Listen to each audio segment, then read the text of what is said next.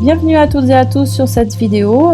Je vous retrouve pour reparler de ce trailer d'Assassin's Creed Valhalla qui a été juste époustouflant. Et je voulais aussi en profiter pour faire un tri dans toutes les informations qu'on a reçues en suivant de ce trailer. Il y en a eu pas mal et du coup on ne sait plus trop où donner de la tête. Donc j'ai pris le temps de me poser, de faire le point sur un grand nombre d'informations et de vous le relayer dans cette vidéo que je vous partage. Cet Assassin's Creed Valhalla nous plongera cette fois-ci dans l'ère viking, qui est une ère plutôt riche et super intéressante, historiquement. Et on incarnera Eivor, qui est un personnage mixte, donc on aura le choix entre incarner un guerrier ou une guerrière viking. Le personnage sera personnalisable, on pourra lui changer sa barbe, sa coupe de cheveux, mais on pourra aussi choisir ses tatouages et ses peintures de guerre. Récemment, Ubisoft a donné une interview et on a appris que notre aventure débuterait en Norvège et notre héros serait un leader de clan. On finirait par être forcé de quitter la Norvège qui traverse à cette période-là apparemment une période de conflit. Donc on vivrait avec eux le départ de leur terre et leur arrivée sur les terres anglo-saxonnes pour y établir une nouvelle colonie et participer à la conquête de nouveaux territoires. On a appris aussi qu'on pourra recruter de nouveaux combattants, qu'on pourra recruter des combattants et qu'avec eux, on pourra préparer nos raids et ils nous accompagneront dans nos raids. Notre Drakkar sera personnalisable et on pourra faire appel à lui de la même façon qu'on rappelle sa monture. Voilà, c'est un univers qui promet d'être plutôt riche et intéressant.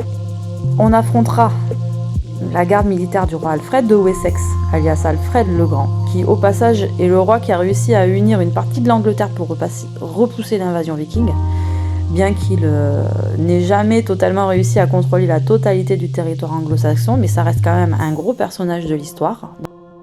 Mais Alfred ne serait pas notre ennemi principal apparemment. Au cours de notre aventure, les choix politiques qu'on fera, les combats qu'on mènera et les choix dans nos dialogues pourront apparemment influencer le récit.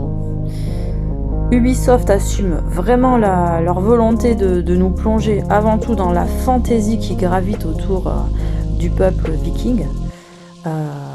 La fantaisie, je parle tout le côté mystique et magique qu'apportent les traditions vikings et les coutumes vikings. Et on sait, c'est sûr aujourd'hui que Assassin's Creed Valhalla s'oriente vraiment sur un style de jeu plus RPG que Odyssey. On pourra notamment s'équiper de runes pour obtenir des protections particulières et customiser ses tenues pour se constituer un véritable setup. Le bouclier sera de retour au même titre que la lame secrète qui aura complètement disparu de l'épisode précédent, ce qui a pour moi manqué à l'épisode.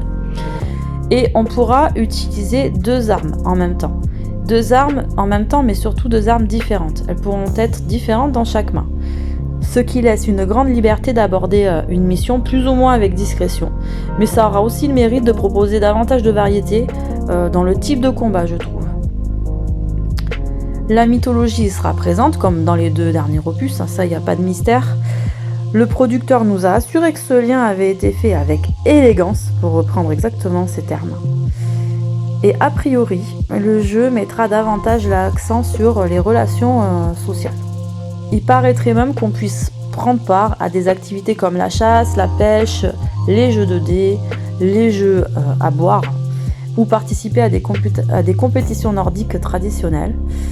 On parle même de battle rap viking, où on pourrait se clasher à base d'insultes. Si c'est le cas, j'attends de voir ça, ça promet d'être drôle. La map serait un petit peu plus grande que celle de Odyssey. Elle s'étendrait à toute l'Angleterre et à un bout de la Norvège. A noter que dans l'interview d'Ubisoft, ils font référence à une des maps secrètes. Ils n'ont pas voulu plus en dire. Alors moi je me demande s'il ne sera pas possible de visiter les différents mondes depuis l'arbre Yggdrasil. C'est une question que je me pose. Voilà, en gros je vous ai fait un petit peu le tour des infos qui tournaient, mais pour ma part j'ai vraiment hâte d'y jouer et j'espère vraiment faire la connaissance d'un héros qui aura du relief et de la profondeur. Un héros peut-être qui se lèvera contre certaines coutumes de son peuple.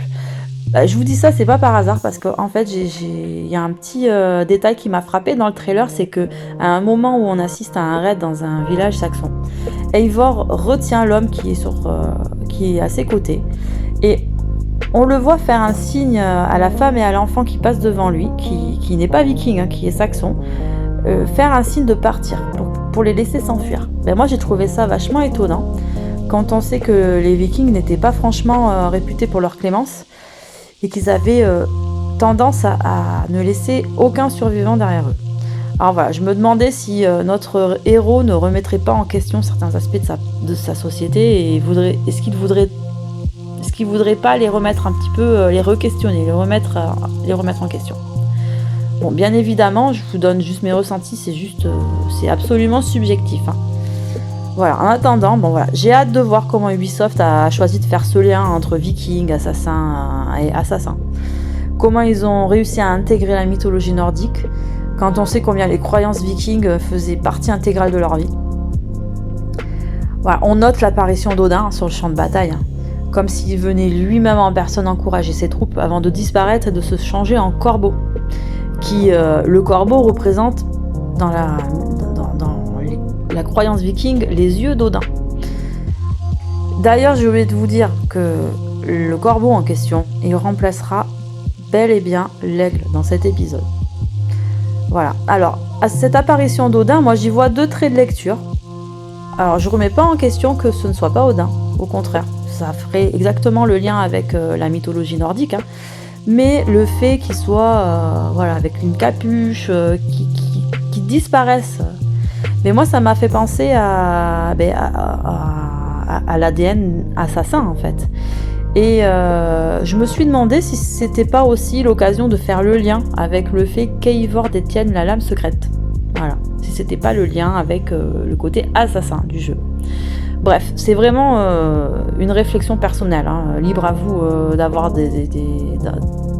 des avis complètement différents sur la question.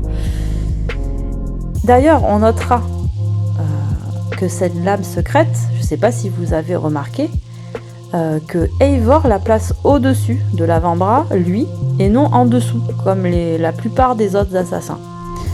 Ce qui permet aussi de ne pas se faire couper l'annulaire comme ça. Alors, est-ce qu'il y aura une explication particulière dans le jeu ? À voir, l'avenir nous le dira. Voilà. J'espère que cette vidéo vous aura plu, puisqu'elle touche à sa fin. N'hésitez pas à la partager, la liker, commenter, donnez-moi vos avis, donnez-moi vos impressions sur ce nouveau trailer d'Assassin's Creed Valhalla. Mais surtout, n'oubliez pas de vous abonner, cliquez sur la petite cloche pour être au courant de mes actualités. Et sur ce, je vous laisse sur le trailer d'Assassin's Creed Valhalla et je vous dis à très très vite pour de prochaines aventures. Allez, salut! Ils sont sans pitié.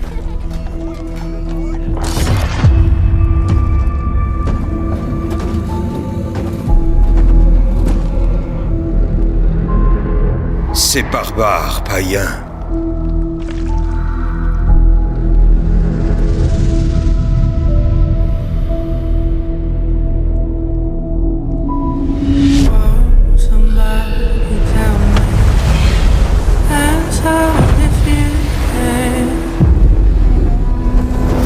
Ils tuent et massacrent aveuglément.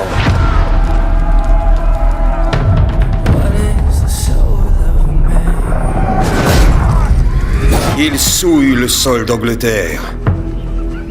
Une terre qu'ils ne défendront jamais.